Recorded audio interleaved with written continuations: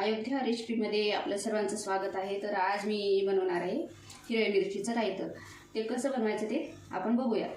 तर आता मी सुरुवातीला हे मोहरी पाव किलो घेतलेली आहे, हे हळद आणि हे मीठ घेतलेलं आहे, आणि ह्या हिरव्या मिरच्या अर्धा किलो या मिरच्या स्वच्छ धुवून घेतलेली आहे।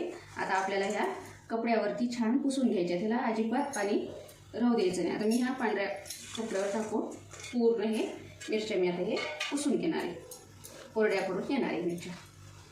त्याला अजिबात एक थेंब सुद्धा पाण्याचा राहू द्यायचा नाही, नाहीतर आपलं जे रायतं आहे ना सडल्या जाते। पाण्याचा एक पण थेंब त्याला राहू द्यायचं नाही। एक एक करून पूर्ण मिरच्या अशा मी पुसून घेणार आहे।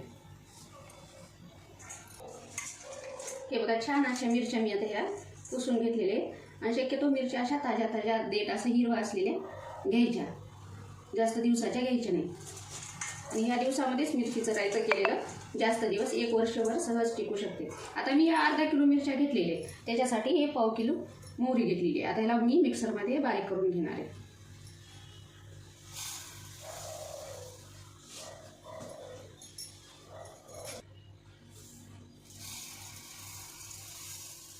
हे मोहरी मी धुवून वाळवून घेतलेली आहे। आता याला मी मिक्सरला बारीक एकदम पेस्टची करून घेणार आहे। आता जे मिरच्या ह्या आहेत ना, आपण पूर्ण ह्या अशा चिरून घेणार आहोत। मधून याचे 2 भाग करायचे। तुम्ही विळी घेऊन विळीनं सुद्धा करू शकता। हे बघा, असे प्रत्येक मिरचीचे मी 2-2 भाग करून घेणार आहे। हे बघा, असे 2 भाग मी करून घेणार। शक्यतो विळीनं थोडं लवकर होऊ शकते।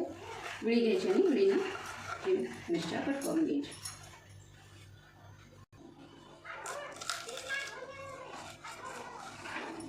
हे बघा, पूर्ण मिरच्या मी अशा चिरून घेतलेल्या आहेत। आता आपण ह्याच्यामध्ये हे मसाला मिक्स करणार आहोत।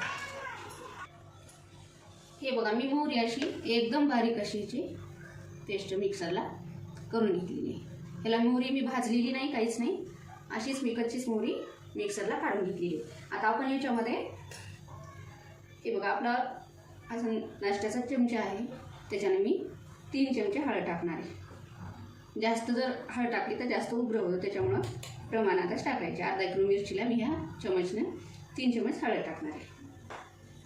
आणि हे पाव किलो मीठ आहे, हे पूर्ण टाकून घेणार आहे।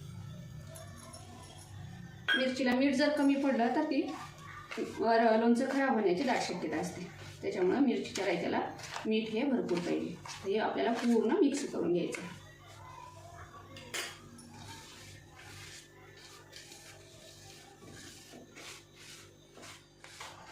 हे बघा, छान असं मी हे मिक्स करून घेत आहे। जेवणासोबत खायला, कुठं टिफिनमध्ये न्यायला, पोळीवर टाकून भाकरीसोबत हे लोणचं खायला खूप छान लागतं त्याच्यासाठी, आणि टिकून पण राहतं। 1 वर्षभर आपलं हे रायतं टिकून राहतं, आपण किती दिवस हे वापरू शकता। हे बघा, छान आता मी हे मिक्स करून घेतलेलं आहे। आता आपण या मिरच्यामध्ये मिसळून घेणार आहोत।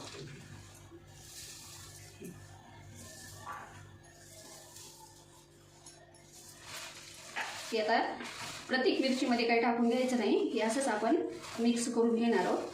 आणि आपण ज्या भरणीमध्ये भरतो त्याच्यावर असा आपल्या ह्या मसाल्याचा खाली थर, त्याच्यावरती मिरच्या, असं आपल्याला ह्याला भरून घ्यायचं आहे। पुन्हा हे राबल्यानंतर ह्याच्यामध्ये पूर्ण मसाला अगदी सहज मिठाचं पाणी होऊन मध्ये जाऊ शकतो। एक एक मिरची पूर्ण नाही भरणं होत, राबल्यानंतर बरोबर ह्याच्यामध्ये मीठ आणि मोहरी जाऊ शकते।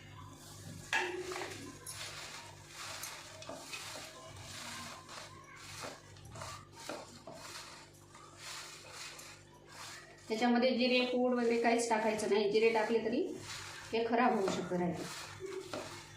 आपल्याला जर तेल पाहिजे असेल त्याच्यामध्ये, तर आपण थोडंसं रायतं आपल्या 4-8 दिवसासाठी वेगळं काढून घ्यायचं, आणि त्याच्यामध्ये जिरे पावडर टाकून तेल गरम करून थंड झाल्यानंतर थोडंसं टाकून घ्यायचं। किंवा आपलं स्वयंपाक झाल्यानंतर तव्यावरती ह्या मिरच्या तेलामध्ये टाकून भाजून जरी खाल्ल्या तरी खूप छान लागतात। हे बघा छान आता मिक्स केलेला आहे. हा जो मसाला आहे कसा टाकायचा ते मी तुम्हाला दाखवते. हा बघा मी हा डबा घेतलेला आहे. तुम्ही शक्यतो ते क्रॉकरीची बरणी जर असेल तर ती पण वापरू शकता. माझ्याकडे हा डबा आहे. मी प्रत्येक वेळेस याच्यामध्येच रायतं टाकते. तर हे मसाला जे आहे ना आपण असं आधी सुरुवातीला थोडासा खाली टाकायचा. आता त्याच्यानंतर मी ह्या मिरच्या टाकते थोड्याशा. आणखी त्याच्यावरती हा मसाला असा टाकायचा. पुन्हा आणखी त्याच्यामध्ये मिरच्या टाकून घ्यायच्या.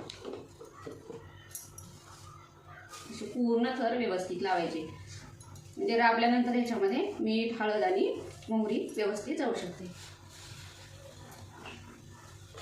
हे बघा अशा प्रकारे मी हे पूर्ण 8 ते 10 दिवसामध्ये व्यवस्थित खाण्यासारखं होते.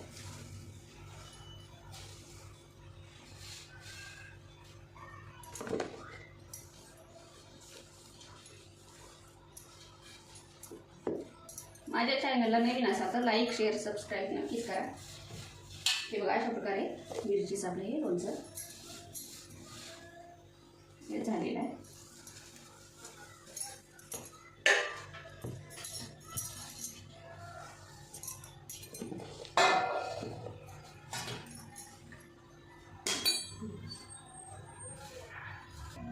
हे बघा हे पूर्ण टाकल्यानंतर मी अगदी थोडंसं पुन्हा वरून मीठ टाकणार आहे.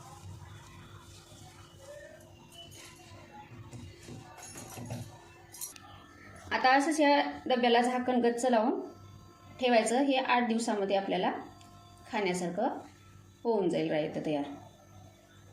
ह्याला अजिबात पाण्याचा हात लावायचा नाही. नेहमी चमचनं काढून घ्यायचं बाजूला आणि झाकण लावून घट्ट ठेवायचं. तुम्हाला मी मागच्या वर्षीचं माझं लोणचं दाखवते कसं आहे ते.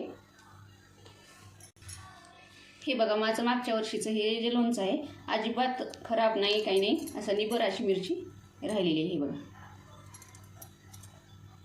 ह्याला जर पाण्याचा हात नाही लावला तर हे वर्षभर अगदी सहज टिकू शकते. कसा वाटला व्हिडिओ माझा नक्कीच मला कमेंटमध्ये सांगा.